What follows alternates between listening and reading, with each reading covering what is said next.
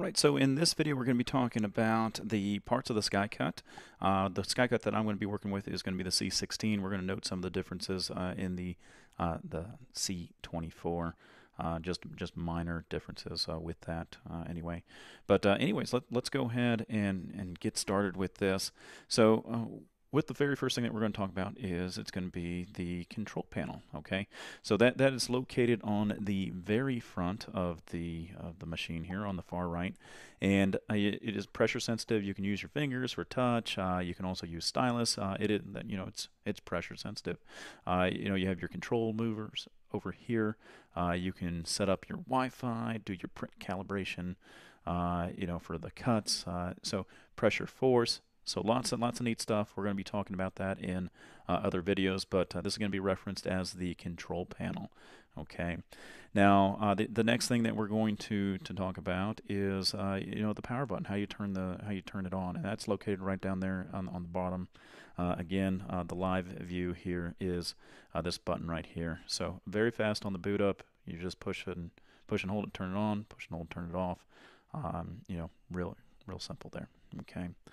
The next thing that we're going to hit up on is it's going to be the pinch wheels and the alignment arrows. Okay, so you can sort of see the pinch wheels. They're indicated there in red. The orange is where those alignment arrows are, and essentially what that does here for us is the arrows anyway. You can see that we have one right there. We have one right here, another one off camera. If you have a C24, you're going to have one more arrow.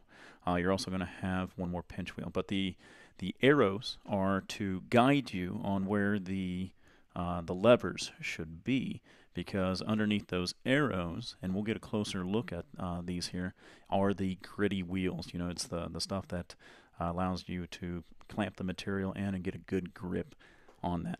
All right, so that's what that is. The next thing that we're going to highlight here in the parts and pieces thing is the blade carriage. That's the center thing that you see there, the big old red thing.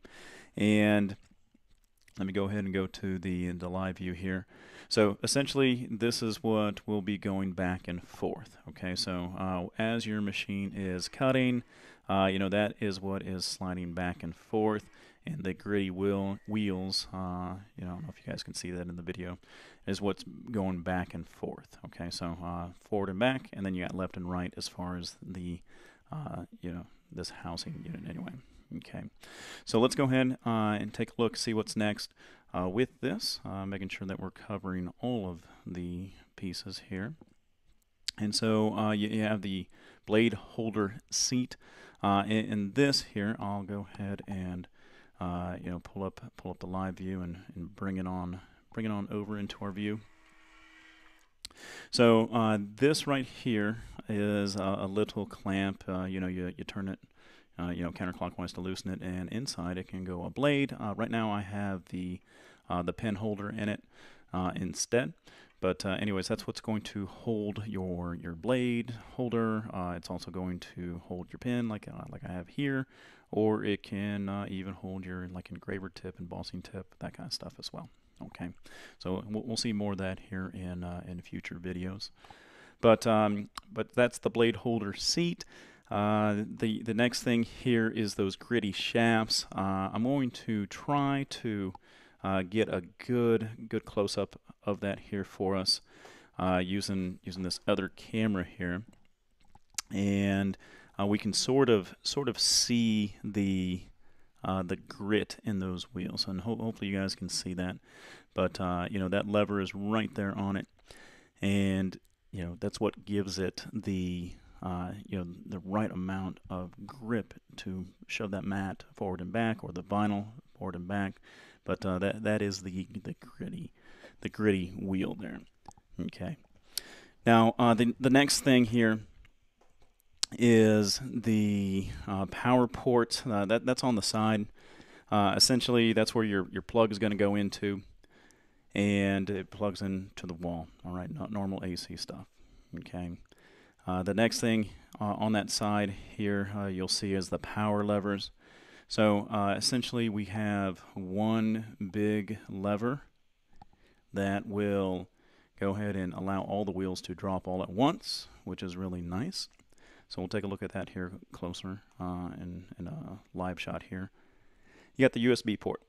The USB port, it's a 2.0 USB port, and that's what's used to connect to the computer if you want to do it that way. Obviously, you have a couple options available to you. You can go through USB, you can go through Wi-Fi, or you can even do this one right here, which is the USB flash drive port, and that's what you can use to save the files from your computer and just plug it into the cutter itself.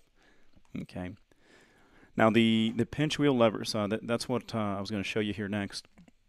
Essentially, you have one lever that you can push down, and it will control all 3 levers. So let's go ahead and sort of go to the live shot here, and hopefully we'll be able to see this here. So you can sort of see that on the wheels there. Hopefully you guys can see that they are going up, going down based upon the lever. And essentially, I'll go ahead and pull up the other camera here, and we're going to show you this this lever here. Essentially, it goes up, goes down, and that's what's able to raise and lower those wheels that you would see on the top there. Okay, so that's the pinch wheel levers, we talked about the pinch wheels itself. Each one of those wheels, they do have their own individual lever on there, and you'll only want to use those when you have like denser material. Okay, but that is the parts and pieces of the Skycut cutter plotter. So if you have any questions, feel free to post them below. But yeah, lots of neat stuff with this.